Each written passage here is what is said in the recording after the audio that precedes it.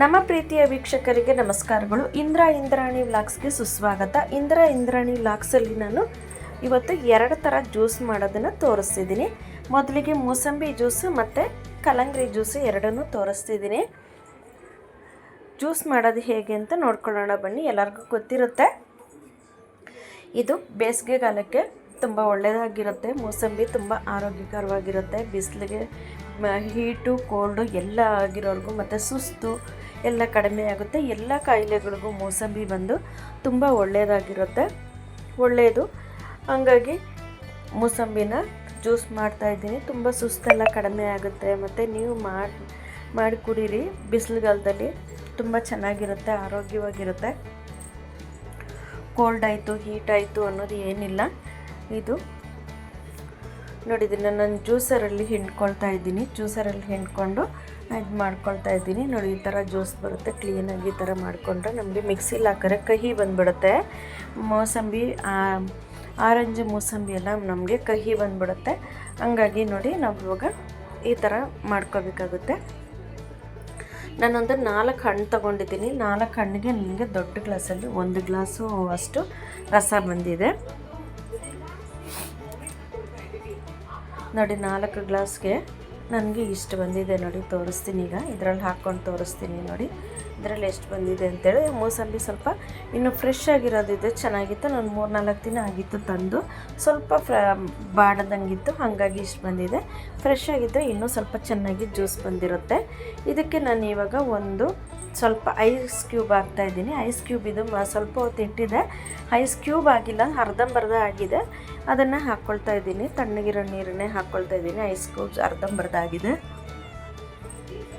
ಇದಕ್ಕೆ ನಾನು ಸಕ್ಕರೆ ಪುಡಿ ಮಾಡ್ಕೊಂಡು ಇಟ್ಕೊಂಡಿರ್ತೀನಿ. ಯಾವಾಗಲೂ ಎಮರ್ಜೆನ್ಸಿಗೆ ಕಾಫಿ ಟೀಗೆ ಸಕ್ಕರೆ ಕಡಿಮೆ ಆದರೆ ಅಂಥೇಳಿ ಅದನ್ನೇ ನಾನು ಹಾಕ್ತಾಯಿದ್ದೀನಿ. ಸಕ್ಕರೆ ಸ್ವಲ್ಪ ಇದು ಸ್ವೀಟ್ ಇರುತ್ತಲ್ವ, ಹಾಗಾಗಿ ಸಕ್ಕರೆ ಸ್ವಲ್ಪ ಹಾಕಿದ್ದೀನಿ. 1-2 ಸ್ಪೂನಷ್ಟು ಹಾಕಿದ್ದೀನಿ. ಸ್ವಲ್ಪ ಕಾಳು ಮೆಣಸಿನ ಪುಡಿ ಹಾಕಿದ್ದೀನಿ. ಒಂದು ಕಾಲು ಟೀ ಸ್ಪೂನಷ್ಟು. ಒಂದು ಚಿಟಿಕೆಯಷ್ಟು ಉಪ್ಪು ಹಾಕಿದ್ದೀನಿ.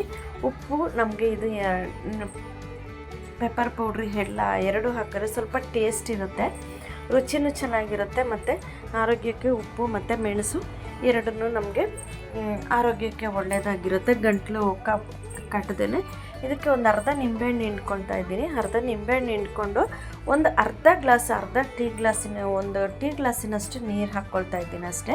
ಜಾಸ್ತಿ ನೀರು ಹಾಕ್ತಾ ಇಲ್ಲ. ನಿಮಗೆ ಬೇಕಾಗಿದ್ದರೆ ಹಾಗೆ ಕುಡಿಬೋದು, ಹಾಗೆ ಕೂಡ ಚೆನ್ನಾಗಿರುತ್ತೆ. ನಾನು ನೀರು ಹಾಕೋದ್ರಿಂದ ನಾನು ನಿಂಬೆಹಣ್ಣನ್ನು ಹಾಕ್ಕೊಳ್ತಾ ಇದ್ದೀನಿ. ಒಂದು ಟೀ ಗ್ಲಾಸಷ್ಟು ನೀರು ಹಾಕ್ಕೊಂಡಿದ್ದೀನಿ. ನೀರು ಹಾಕ್ಕೊಂಡು ಜ್ಯೂಸ್ ರೆಡಿ ಇದೆ. ನೋಡಿ, ಮೂಸಂಬಿ ಜ್ಯೂಸು ರೆಡಿ ಆಯಿತು. ನೀವು ಮನೇಲಿ ಮಾಡಿ ನೋಡಿ, ಹೇಗೆ ಅನ್ನಿಸ್ತು ಅಂತ ಕಮೆಂಟ್ ಬಾಕ್ಸಲ್ಲಿ ತಿಳಿಸಿ. ಜ್ಯೂಸ್ ಮಾಡೋದನ್ನು ಕುಡಿಯೋದನ್ನು ಮರಿಬೇಡಿ. ಜ್ಯೂಸ್ ಮಾಡಿ ಕುಡೀರಿ. ಹಣ್ಣು ತಿನ್ನೋದಕ್ಕಿಂತ ಈ ಥರ ಜ್ಯೂಸ್ ಮಾಡಿದ್ರೆ ನಮಗೆ ಹಣ್ಣು ಜಾಸ್ತಿ ಹಣ್ಣು ಜಿಗಿದು ತಿಂದರೆ ಇನ್ನೂ ಒಳ್ಳೆಯದೇ. ಆದರೆ ತಿನ್ನೋಕ್ಕಾಗದೇ ಇರೋರು, ಊಟ ಮಾಡೋಕ್ಕಾಗದೇ ಇರೋರು ಈ ಥರ ಬಿಸಿಲುಗಾಲದಲ್ಲಿ ಇದು ಮಾಡಿಕೊಂಡ್ರೆ ಚೆನ್ನಾಗಿರುತ್ತೆ. ನಾನು ಇದಕ್ಕೆ ಕಲ್ಲಂಗಡಿ ಹಣ್ಣು ತೊಗೊಂಡಿದ್ದೆ. ಒಂದು ಮೀಡಿಯಮ್ ಸೈಜಿಂದು, ಒಂದು ಚಿಕ್ಕದು, ಅದು ಗ್ರೀನ್ ಕಲರ್ ಬರುತ್ತಲ್ಲ, ಅದು ದೊಡ್ಡದಿಲ್ಲ, ಚಿಕ್ಕದು ತೊಗೊಂಡಿದ್ದೆ. ಅದು ಕಟ್ ಮಾಡಿದ್ದಕ್ಕೆ ನನಗೆ ಒಂದು ಅರ್ಧ ಹಣ್ಣನ್ನು ನಾನು ಜ್ಯೂಸ್ ಮಾಡ್ಕೊಳ್ತಾ ಇದ್ದೀನಿ. ಅದಕ್ಕೆ ಒಂದು 4-5 ಎಲೆ ಪುದೀನ ಹಾಕ್ತಾಯಿದ್ದೀನಿ. ಒಂದು ಅರ್ಧ ಕಪ್ಪಿನಷ್ಟು ನಾನು ಸಕ್ಕರೆನ ಹಾಕ್ಕೊಳ್ತಾ ಇದ್ದೀನಿ. ಸಕ್ಕರೆನ ಹಾಕಿ ಇದಕ್ಕೆ ಒಂದು 3-4 ಐಸ್ ಕ್ಯೂಬ್ ಹಾಕ್ತಾಯಿದ್ದೀನಿ.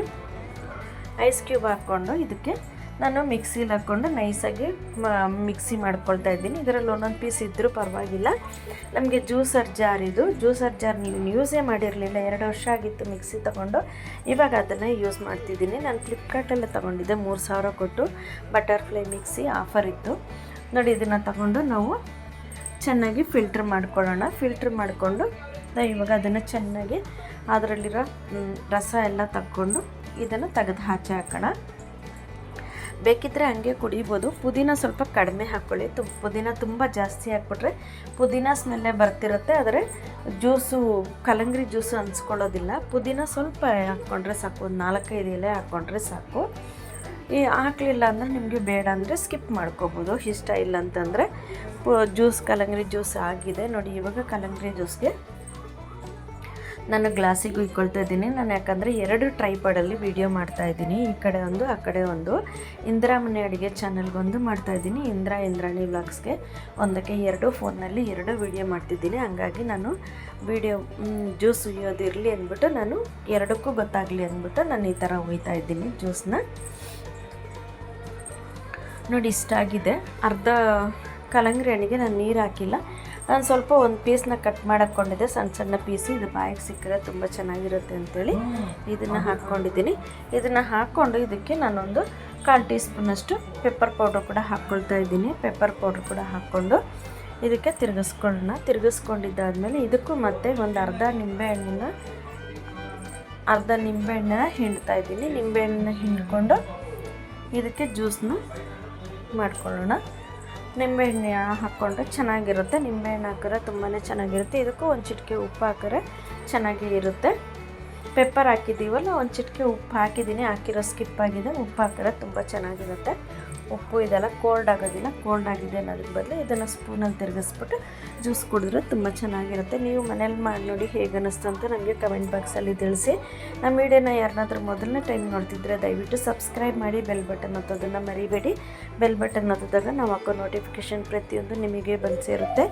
ವಿಡಿಯೋ ಲೈಕ್ ಮಾಡಿ, ಇಷ್ಟ ಆದರೆ ಒಂದು ಲೈಕ್ ಮಾಡಿ, ನೆಂಟರಿಗೆ ಫ್ರೆಂಡ್ಸ್ಗೆಲ್ಲ ಶೇರ್ ಮಾಡಿ. ನಮ್ಮ ವಿಡಿಯೋನ ಸ್ಕಿಪ್ ಮಾಡದೆ ನೋಡಿದ್ದಕ್ಕಾಗಿ ಧನ್ಯವಾದಗಳು ವೀಕ್ಷಕರೇ. ನಮಸ್ಕಾರ.